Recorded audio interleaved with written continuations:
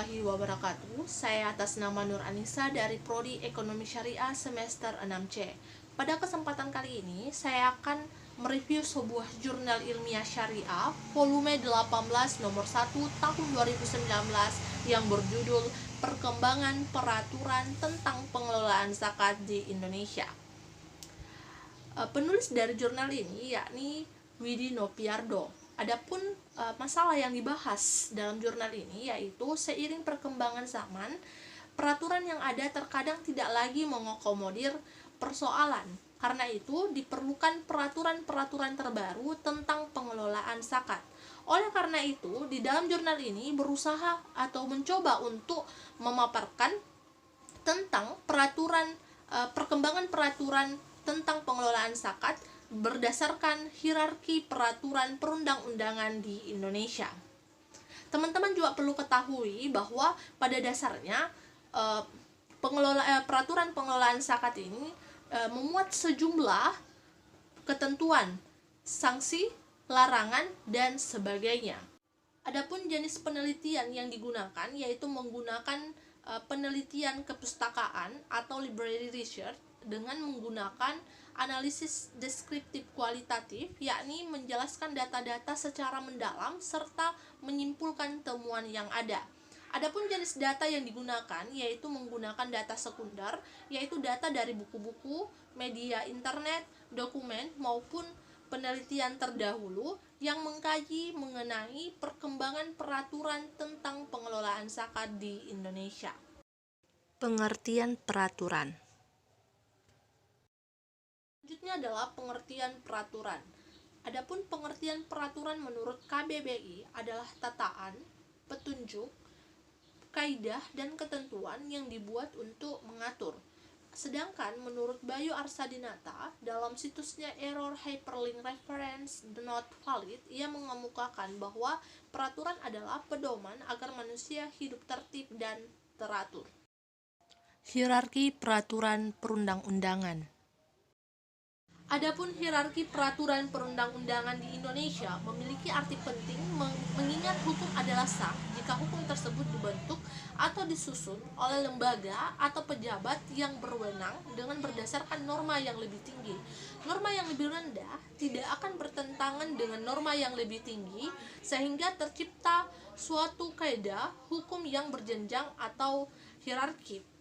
Nah, adapun mengenai perkembangan peraturan pengelolaan zakat di Indonesia menunjukkan bahwa dari tahun 1991 sampai dengan 2017 ada berbagai peraturan mengenai zakat, mulai dari peraturan presiden, peraturan menteri, peraturan pemerintah hingga hukum. Namun sayangnya, undang-undang tentang pengelolaan baru lahir pada usia kemerdekaan Republik dan Negara Kesatuan Republik Indonesia yang cukup lama, yaitu 54 tahun. Ini ditandai dengan lahirnya Undang-Undang Nomor 38 Tahun 1999 tentang pengelolaan zakat.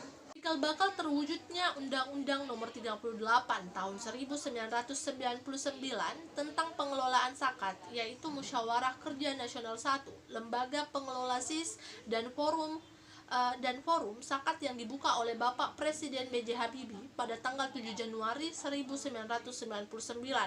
Dari Musyawarah Kerja Nasional tersebut direkomendasikan perlunya segera dipersiapkan RUU tentang sistem pengelolaan zakat.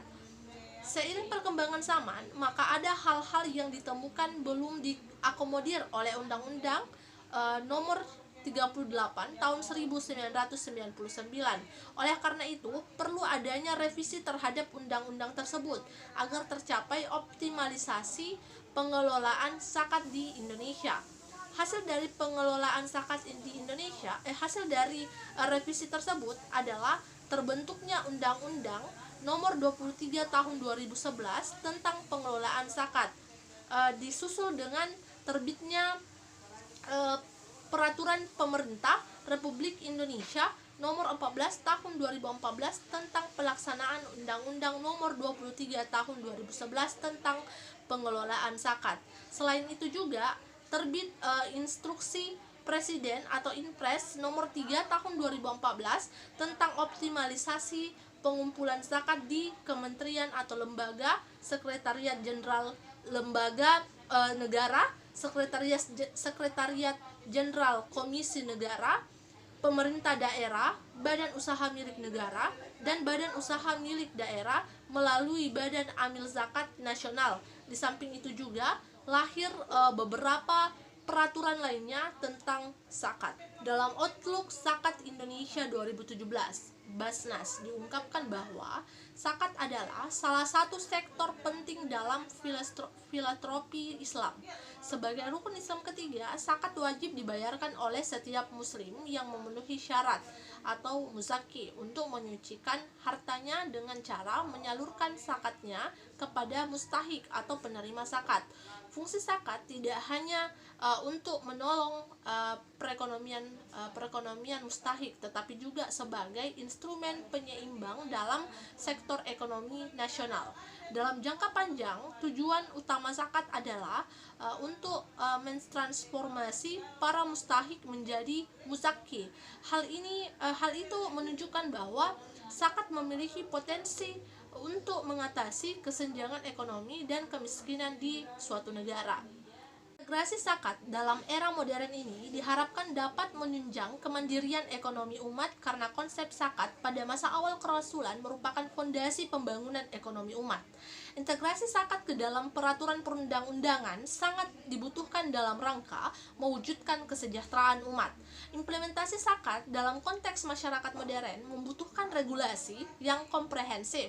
Di Indonesia sendiri diawali dengan terbitnya Undang-Undang Nomor 38 Tahun 1999 tentang pengelolaan zakat dalam rangka pemantapan pengelolaan zakat.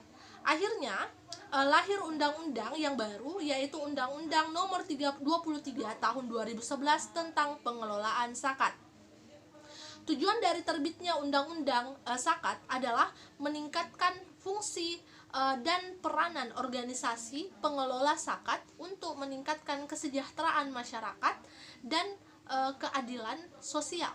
Dengan demikian, kebutuhan regulasi zakat akan menjadi penting. Mengingat potensi dana zakat dan dana sosial keagamaan lainnya di setiap daerah berbeda-beda. Karakteristik potensi dana tersebut harus mendapat pengaturan agar menjadikan sistem pengelolaan yang profesional. Profesionalitas diharapkan dapat mengembangkan ekonomi syariah di Indonesia. Pengembangan ekonomi keuangan syariah dalam rangka meningkatkan ekonomi umat. Nah, selain dari itu, ekonomi dan keuangan syariah memiliki potensi yang besar sebagai sumber pertumbuhan ekonomi baru. Akselerasi pertumbuhan ekonomi syariah di Indonesia membutuhkan sejumlah regulasi. Regulasi tentang zakat merupakan salah satu langkah pengembangan ekonomi syariah di Indonesia. Dengan adanya regulasi,